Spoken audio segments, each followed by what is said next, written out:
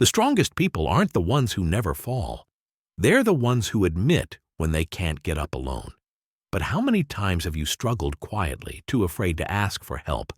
How many chances have slipped away because pride, fear, or shame kept you silent? Silence feels safe, but it's a prison.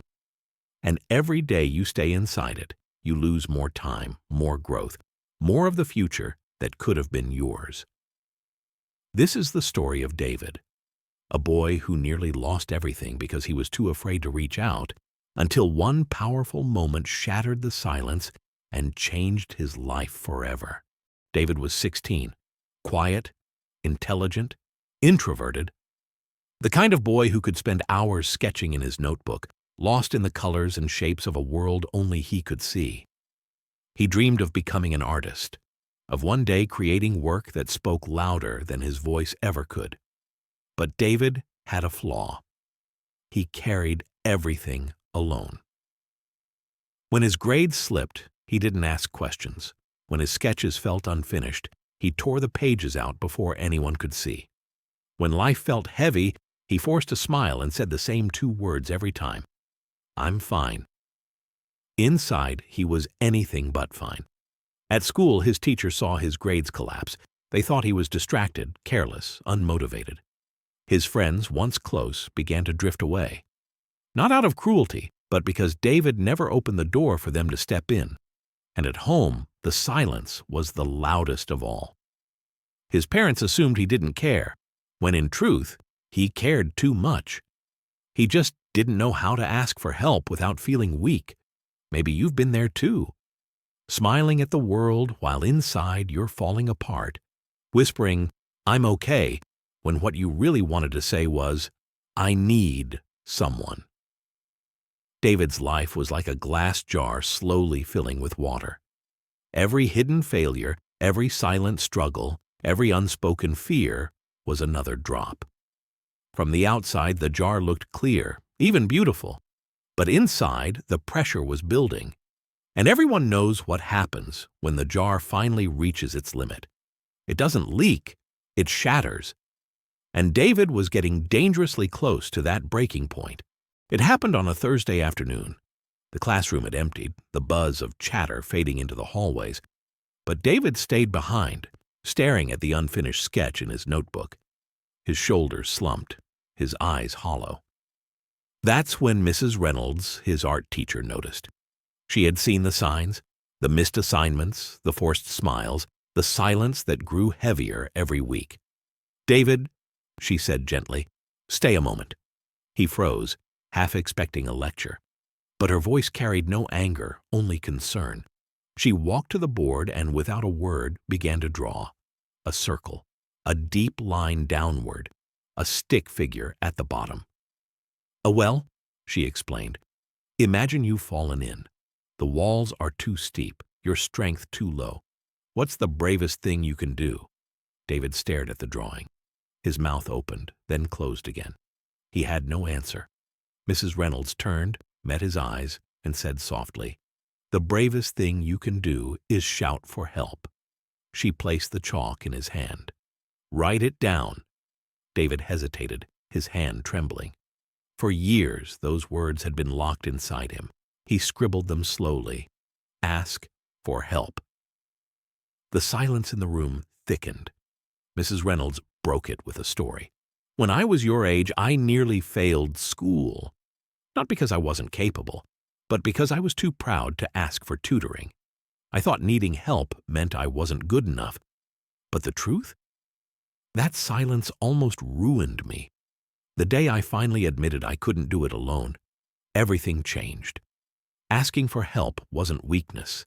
It was the courage that saved me." She let the words sink in. Then she added, "Only a fool drowns in silence when there are hands ready to pull him out.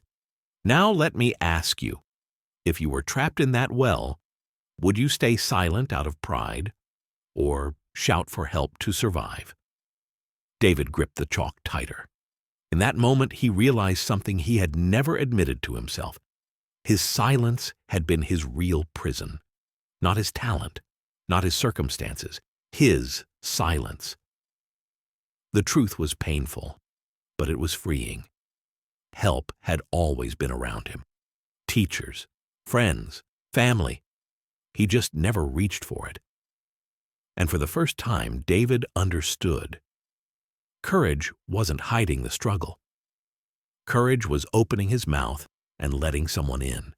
The next week, David made a decision he never thought he could.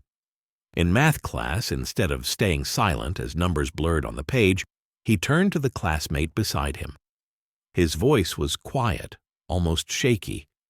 "Can you show me how you solved this?" For the first time in years, he admitted he didn't understand. And to his surprise, the answer came without judgment.